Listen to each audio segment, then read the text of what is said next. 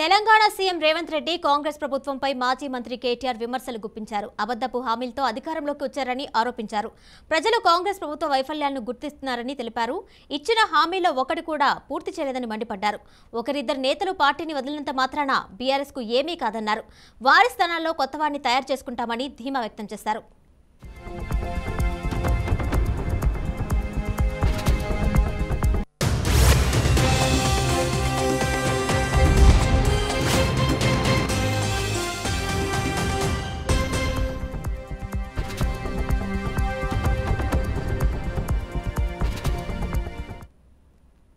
కాళేశ్వరం అనే ప్రాజెక్టులో 100 భాగాలుంటే అందులో ఒకటి మేడిగడ్డ.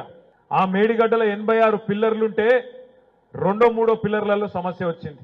కానీ మీరు టీవీ చూస్తే, యూట్యూబ్ చూస్తే, రేవంత్ రెడ్డి మాటలు వింటే, ఉత్తమ్ కుమార్ రెడ్డి మాటలు వింటే ఎట్లా అనిపిస్తుందంటే మొత్తం 1,00,000 కోట్లంతా గంగపాలైనాయి, గోదావరి పాలైనాయి, దండుగైపోయింది మొత్తం ప్రాజెక్ట్ అన్నట్టు అడ్డగోలుగా మాట్లాడుతున్నారు.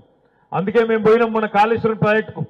వచ్చి అక్కడికి వచ్చి చూస్తే నిజంగా సమస్య తీవ్రంగా లేదు, సమస్య పెద్దది కాదు, చిన్న సమస్య. మొత్తం 86 పిల్లర్లల్లా ఒక్క పిల్లర్ కాడ కొంత కుంగింది, సమస్య ఉన్నది. దాన్ని రిపేర్ చేసేది పోయి, దాన్ని మంచిగా చేసి రైతులకు నీళ్లు ఇచ్చేది పోయి, ఇవాళ ఎట్లన్నా చేసి దాని మీదకి అవసరమైతే వరదనని ఇడిచిపెట్టాలి. వర్షకాలం దాకా రిపేర్ చేయకుండా అట్లే ఇడిచిపెడితే మొత్తం బరాజే డ్యామేజ్ కావాలి అనే ఒక చెత్త ఆలోచనతోని, ఒక పనికిమాలిన ఆలోచనతోని కేసీఆర్ గారి మీదున్న కోపం, మన పార్టీ మీదున్న కోపాన్ని ఇలా రైతుల మీద తీర్చుకునే ప్రయత్నం చేస్తున్నది ఈ దిక్కుమాలిన దివా.